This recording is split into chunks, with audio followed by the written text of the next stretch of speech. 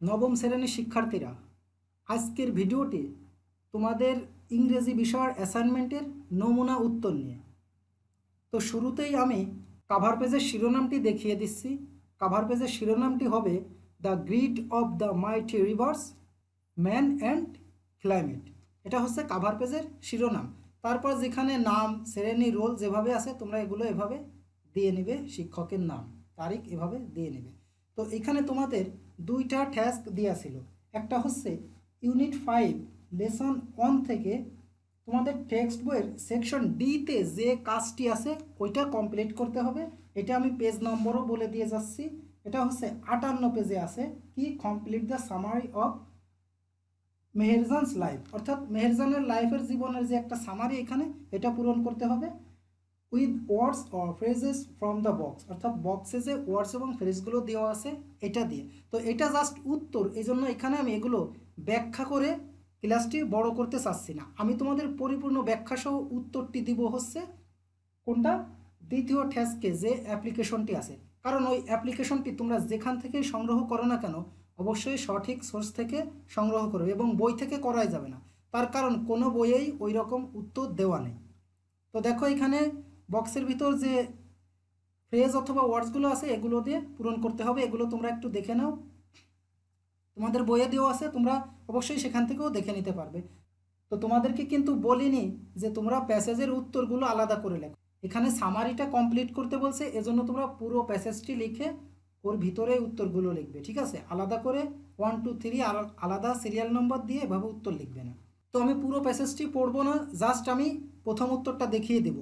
Meherjaan is a typical dash woman who lives in a small slum, অর্থাৎ মেহেরজান হচ্ছে একজন অন্য মহিলাদের মতো সাধারণ একজন মহিলা যে বস্তিতে বাস করে। তো দেখো টাইপিক্যাল ওম্যান, টাইপিক্যাল মহিলা, সে কেমন মহিলা, তার অবস্থা কী? সে যেহেতু বস্তিতে বাস করে, এইখানে ওম্যান হচ্ছে নাউন, তাহলে এর আগে একটা অ্যাজেক্টিভ হবে। তো দেখো এখানে অ্যাজেক্টিভ কিন্তু আছে হোমলেস, শব্দের শেষে এলিএসএস থাকলে ওইটা অ্যাজেক্টিভ হয়। এখন আমাকে দেখতে হবে এটা অর্থ দিলে মিলে কিনা। Meherjaan is a typical homeless woman, অর্থাৎ গৃহহীন মহিলা যে বস্তিতে বাস করে, তাহলে প্রথমটার উত্তর হবে হোমলেস। তো প্যাসেজটি তোমরা পড়ে নেবে এখান থেকে অথবা বই থেকে। দেখো নিচে আমি এখানে উত্তরগুলো দিয়ে রেখেছি, তোমরা প্যাসেজের গ্যাপগুলো দেখে দেখে এখান থেকে এভাবে পূরণ করে নেবে।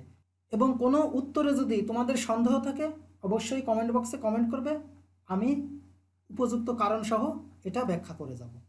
তো এটা হচ্ছে আমাদের 1 নম্বর টাস্ক গেল। তো দ্বিতীয় নম্বর টাস্কে দেখো কী ছিল, যে unit 5 lesson 3 man and climate section ডিতে যে কাজটি আছে ওটা আমাকে কমপ্লিট করতে হবে।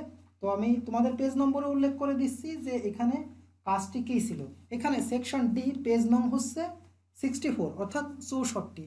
এখানে দেওয়া আছে write a letter to the editor of a news paper, অর্থাৎ একটা নিউজ পেপারের এডিটরের কাছে তুমি একটা লেটার লেখো এক্সপ্রেসিং, প্রকাশ করে ইউর কনসার্ন, তোমার ভাবাবেগ about growing deforestation in your area, অর্থাৎ তোমার এলাকায় ডিফরেস্টেশন, গাছ কাটার পরিমাণ অনেক বেড়ে গেছে, এই সম্পর্কে তোমার ভাবাবেগ জানিয়ে সংবাদপত্রে প্রকাশের জন্য একটা আবেদনপত্র লেখো একটা সংবাদপত্রের এডিটরের কাছে। তো প্রথমে লিখতে হলে আমাকে কি করতে হবে, এডিটরের কাছে একটা আবেদন করতে হবে।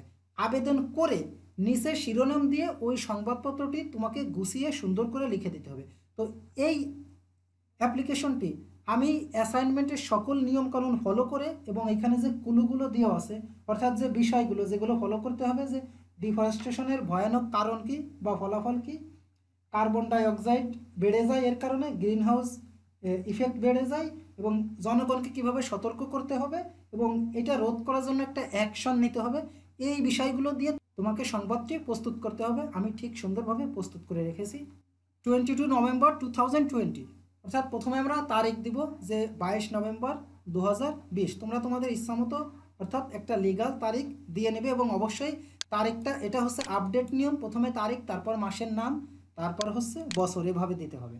তারপর দেখো তুমি কার কাছে লিখতেছো, দ্য এডিটর, এডিটরের কাছে এডিটরের অবশ্যই বড় হাতের দেবে। তারপর দেখো এডিটর কোন সংবাদপত্রের, দ্য বাংলাদেশ টাইম, এটাও বড় হাতের হবে সব প্রথম অক্ষরগুলো। তো এটা গেল হচ্ছে সংবাদপত্রের নাম, তাদের অবস্থান কোথায়, মতিঝিল, ঢাকা। তারপর দেখো এখানে সাবজেক্ট দেওয়া আছে, তো সাবজেক্ট তোমরা ইচ্ছা করলে দিতে পারো, সাবজেক্ট না দিলেও কোনো প্রবলেম নেই সংবাদপত্রের প্রকাশের অ্যাপ্লিকেশনের ক্ষেত্রে। তো সাবজেক্ট দেখো কি আছে, request for publishing a news in the letter column, অর্থাৎ চিঠিপত্র কলামে একটা সংবাদপত্র প্রকাশের জন্য অনুরোধ। তো সাবজেক্ট যদি তোমরা দাও, অবশ্যই সাবজেক্ট কখনো হাফ দিবে না, অর্থাৎ এসইউবি এটা দিলে কিন্তু তোমার অ্যাপ্লিকেশন শেষ। সাবজেক্ট সবসময়ের জন্য ফুল লিখতে হবে। তারপর দেখো ডিয়ার স্যার, যার কাছে আবেদন করেছো, এখানে তোমরা স্যারও ব্যবহার করতে পারো শুধু। I along with the people of my area, অর্থাৎ আমি সেই সাথে আমার এলাকার জনগণ উইল বি হাইলি বেনিফিটেড, যে খুবইভাবে উপকৃত হব, if you kindly publish the following few lines, যদি আপনি দয়া করে নিচের লাইনগুলো প্রকাশ করেন in the column of your esteem newspaper, আপনার স্বনামধন্য সংবাদপত্রে। তারপর দেখুন যে আবেদন করেছিল, ইয়োর্স ফেইথফুলি, আপনার বিশ্বস্ত রাফসান আহমেদ বনি। তো তোমরা এখানে তোমাদের ইচ্ছা মতো একটা নাম দিয়ে নেবে। এবার এটা হচ্ছে সংবাদ যেটা প্রকাশ হবে, এর ভিতর কোনো ভুল থাকলে হবে না, কোনো অপ্রাসঙ্গিক বিষয় থাকলেও হবে না, কারণ এটা সংবাদপত্রে প্রকাশ হবে তোমার এই লেখাটা, এই জন্য এটা একেবারে পরিশুদ্ধ হবে সংবাদপত্রের নিয়ম অনুযায়ী। তো সংবাদপত্রে দেখবে খবরের দুটো পাশই কিন্তু সমান থাকে, এখানে তুমি খাতায় লিখবে দুপাশটা সমান থাকবে, ঠিক আছে, এখানে কম বেশি করবে না লাইনে। এবং শিরোনামের শব্দের প্রথম অক্ষরটি কিন্তু সবগুলো শব্দের বড় হাতের হবে এভাবে, ঠিক আছে, এটা অবশ্যই মনে রাখতে হবে। তো আমি পড়ে শোনাচ্ছি, দেখো। উই আর দ্য হ্যাবিটেন্টস অফ কালিয়া উপজেলা, নড়াইল ডিস্ট্রিক্ট, আমরা হচ্ছে কালিয়া উপজেলার নড়াইল ডিস্ট্রিক্টের বাসিন্দা। তো তোমরা তোমাদের মতো করে এখানে দিয়ে নেবে উপজেলা, ডিস্ট্রিক্ট এগুলো। ডিফরেস্টেশন ইন আওয়ার এরিয়া, অর্থাৎ বন উজাড়করণ অথবা গাছ কাটা আমাদের এলাকায় ইজ ইনক্রিজিং ভেরি র্যাপিডলি, অর্থাৎ খুব দ্রুতভাবেই বেড়ে যাচ্ছে। অ্যান্ড উই নো দ্যাট, এবং আমরা জানি যে it is one of the major problems, এটা হচ্ছে অন্যতম একটা বড় সমস্যা অল ওভার বাংলাদেশ, সারা বাংলাদেশ জুড়ে। But the condition of my area is worse, কিন্তু আমার এলাকার অবস্থাটা আরও বেশি খারাপ। People are cutting down trees at large, জনগণ গাছ কাটছে ব্যাপকভাবে।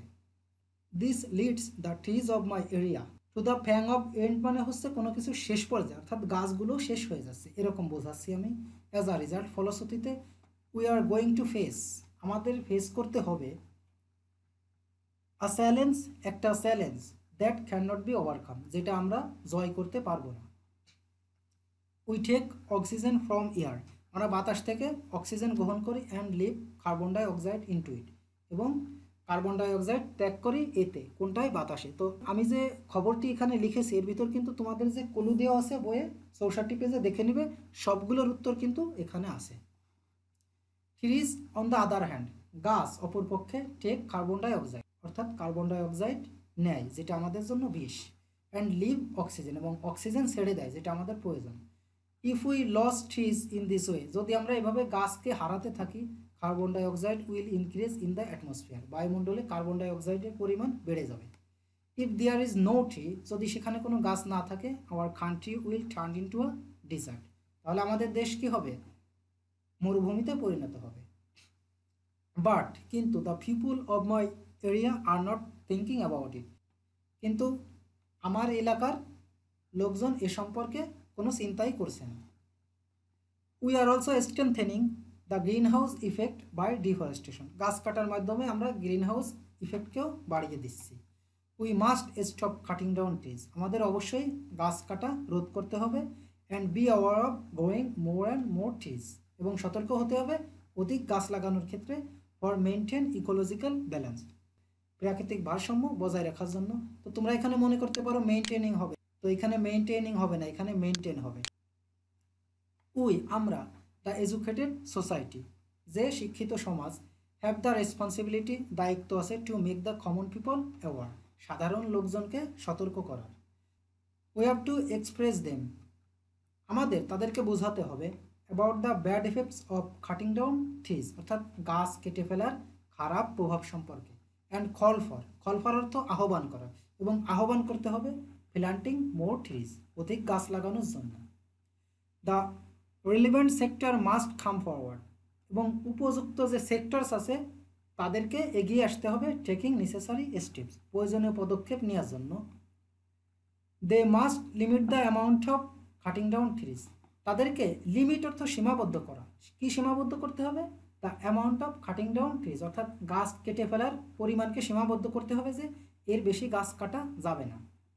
If any one breaks down the rule, কেউ যদি এই নিয়ম ভঙ্গ করে, exemplar punishment will be must for him, উপযুক্ত অথবা দৃষ্টান্তমূলক শাস্তি তার জন্য আবশ্যক করতে হবে। And it will be our slogan, এবং এটাই হবে আমাদের স্লোগান, প্ল্যান্ট ট্রিজ, গাছ লাগাও, সেভ দ্য কান্ট্রিজ, দেশকে বাঁচাও। তো এটা দেখো 233 ওয়ার্ড হয়ে গেছে শুধুমাত্র এই সংবাদটি। তো এটা অনেক বেশি লিখলে কি প্রবলেম হবে? আমি লিখলে কিন্তু আরও বেশি লিখতে পারতাম। এটা যেহেতু তোমার ওয়ার্ড লিমিট দিইনি যে কত ওয়ার্ডের ভিতর লিখতে হবে, কিন্তু তুমি মনে করো একটা সংবাদপত্রে তুমি যে একটা সংবাদ প্রকাশ করবে, এটা যদি অনেক বেশি হয়ে যায় তাহলে কিন্তু তারা প্রকাশ করবে না, ঠিক আছে? যার জন্য এটা একটা লিমিটেড কন্ডিশনের ভিতর রাখতে হবে। আমি এটা যতটুকু করেছি এর ভিতর তোমাদের অ্যাসাইনমেন্টের সকল প্রশ্নগুলোর উত্তর এর ভিতর আছে। তো আমি আমার সর্বোত্তম চেষ্টা করেছি ক্লাসটি সুন্দর করার জন্য। তারপরেও আমার কিন্তু ভুল ত্রুটি থাকতে পারে। যদি কোনো ভুল থাকে তোমরা অবশ্যই কমেন্ট বক্সে কমেন্ট করবে, এবং কোনো জায়গায় বুঝতে না পারলেও, কোনো উত্তরে সন্দেহ থাকলেও ওটাও উল্লেখ করবে। আমি যথোপযুক্ত কারণ দিয়ে বোঝানোর জন্য চেষ্টা করব। তো আজ এ পর্যন্তই। সবাই ভালো থাকবে। আল্লাহ হাফেজ।